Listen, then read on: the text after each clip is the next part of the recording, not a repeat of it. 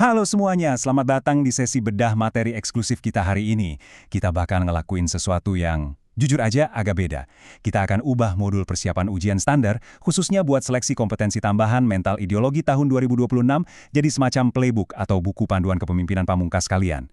Gini, kalau kalian bersiap buat memimpin Koperasi Desa Merah Putih, atau kampung nelayan Merah Putih, materi ini udah bukan sekedar hafalan buat ngelewatin ujian. Ini benar-benar cetak biru kepemimpinan kalian nanti di lapangan. Nah, sebelum kita mulai, coba bayangin skenario ini. Gimana kalau aturan-aturan yang tumpang tindih dan, sebut saja, korporasi-korporasi rakus masuk ke sebuah desa pesisir? Apa yang bakal terjadi sama komunitas di sana kalau mereka sama sekali nggak tahu soal perisai hukum tertinggi mereka? Kalau mereka bisa dibilang buta sama hak-haknya sendiri? Jawabannya gampang dan tragis, kehancuran ekonomi lokal. Makanya, disinilah peran kalian nantinya bakal kerasa banget pentingnya. Oke, biar kebayang ya, ini peta jalan kita hari ini. Pertama, kita bahas ruh konstitusi di desa, terus prinsip dasar ekonomi kekeluargaan, lanjut ke ancaman nyata di lapangan, lalu peran vital manajer koperasi, dan terakhir solusi berbasis UUD 1945. Lumayan padat, jadi yuk langsung aja kita bahas satu persatu. Masuk ke bagian pertama, ruh konstitusi di desa. Di sini kita ngomongin fondasi paling dasar dari peran kalian sebagai manajer koperasi nantinya. Kalian pasti udah familiar sama lambang-lambang koperasi desa dan pesisir ini. Ini bukan sekedar logo ya, ini ibarat denyut nadi ekonomi rakyat kita. Sebagai calon pemimpin KDKMP dan KNMP, kalian benar-benar harus paham kalau UUD 1945 itu bukan cuma dokumen hukum negara yang kaku atau membosankan.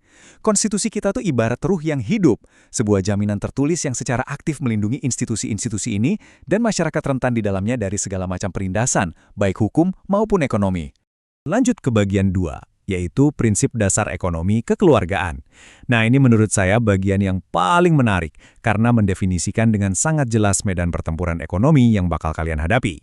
Di lapangan nanti, kalian bakal ketemu sama kontras yang benar-benar tajam.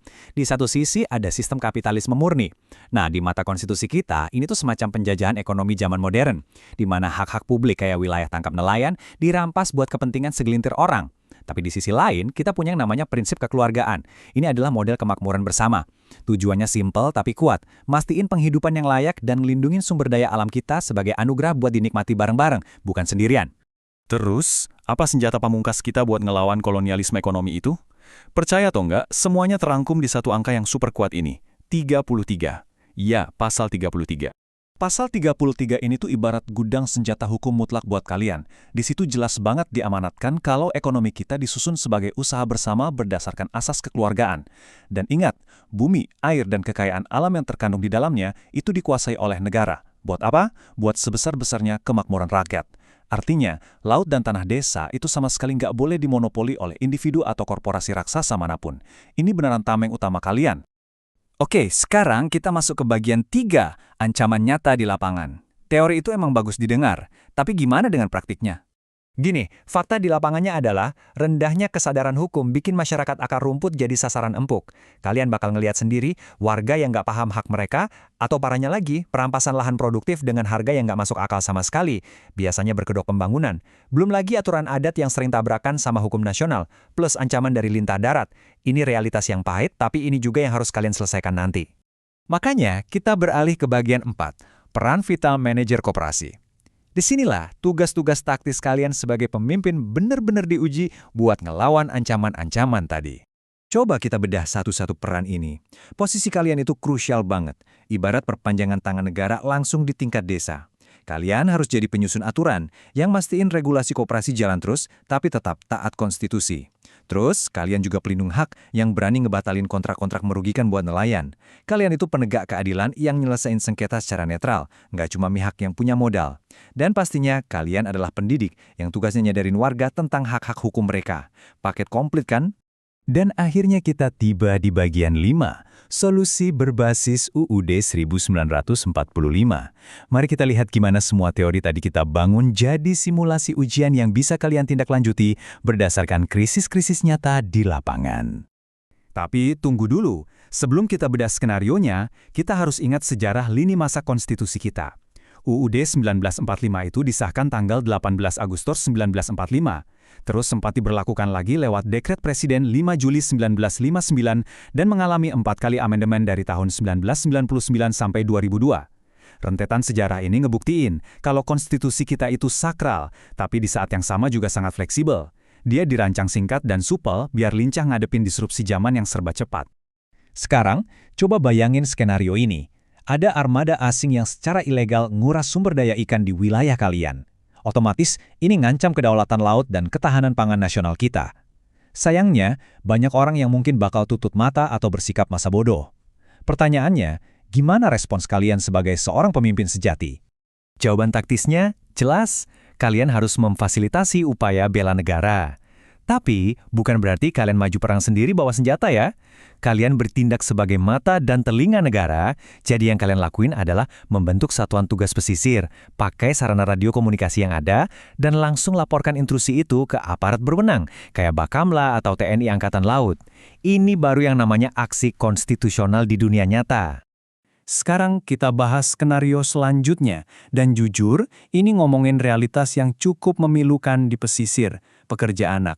Coba pikirin, apa yang terjadi kalau anak-anak nelayan dibiarin putus sekolah cuma demi mengejar uang instan di laut lepas? Nah, kalau kalian lihat angka 20% ini bukan angka sembarangan. Kita wajib ingat kalau pasal 31 UUD 1945 secara tegas mewajibkan negara buat ngelokasiin minimal 20% dari total APBN khusus untuk pendidikan. Artinya, ini adalah bukti komitmen mutlak negara untuk mencerdaskan kehidupan warganya. Nggak bisa ditawar. Karena itu, solusi manajerial buat kalian udah sangat jelas. Dengerin ya. Mempekerjakan anak di bawah umur itu cuma bakal ngelestariin rantai kemiskinan. Sebagai manajer, kalian punya kewajiban moral untuk melarang keras pekerja anak beroperasi di area yang berbahaya. Dan yang paling penting, kalian bisa pakai sebagian laba koperasi buat dijadiin dana beasiswa bagi anak-anak pesisir ini. Secara nggak langsung, kalian lagi berinvestasi gila-gilaan buat masa depan mereka. Skenario berikutnya bakal nguji kepekaan sosial kita nih. Kita harus nanya ke diri sendiri, gimana cara koperasi kita ngurusin mereka yang udah nggak mampu lagi bekerja secara fisik, kayak para janda miskin atau lansia yang hidup sebatang kara. Kan konstitusi kita juga ngamanatin soal perlindungan buat mereka. Selalu ingat ya, kesuksesan koperasi yang kalian pimpin itu bukan cuma dilihat dari margin laba atau seberapa gemuk saldo kasnya. Ini soal tanggung jawab moral. Solusi idealnya adalah kalian bisa bangun semacam program donasi pangan terpusat. Dananya dari mana? Ya dari memotong sedikit aja, mungkin sekian persen, dari laba lelang harian. Cara ini mastiin kalau sembako rutin bisa terus tersalurkan buat warga rentan yang udah nggak punya daya kerja lagi. Ini beneran nyata loh dampaknya.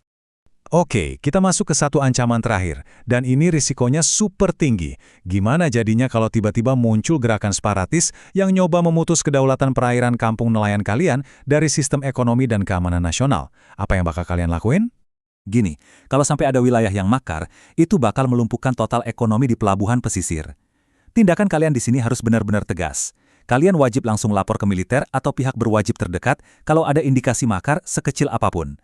Nggak cuma itu, kalian juga harus jadiin ikrar kesetiaan mutlak kepada NKRI sebagai syarat harga mati buat siapa aja yang mau jadi anggota binaan koperasi kalian. Nggak ada kompromi soal ini. Nah, sebelum kita akhiri sesi bedah materi hari ini, saya mau ninggalin satu pertanyaan yang lumayan provokatif buat direnungin. Pas kalian bersiap buat sertifikasi tahun 2026 nanti, apakah kalian cuma mau sekedar ngapalin pasal-pasal ini demi dapat nilai lulus? Atau apakah kalian benar-benar mau menginternalisasinya sampai ke tulang sumsum buat jadi perisai hidup yang sangat dibutuhin sama desa kalian? Pilihan ada di tangan kalian, begitu juga dengan masa depan kesejahteraan pesisir kita. Tetap semangat belajarnya, dan sampai jumpa lagi di sesi bedah materi kita berikutnya.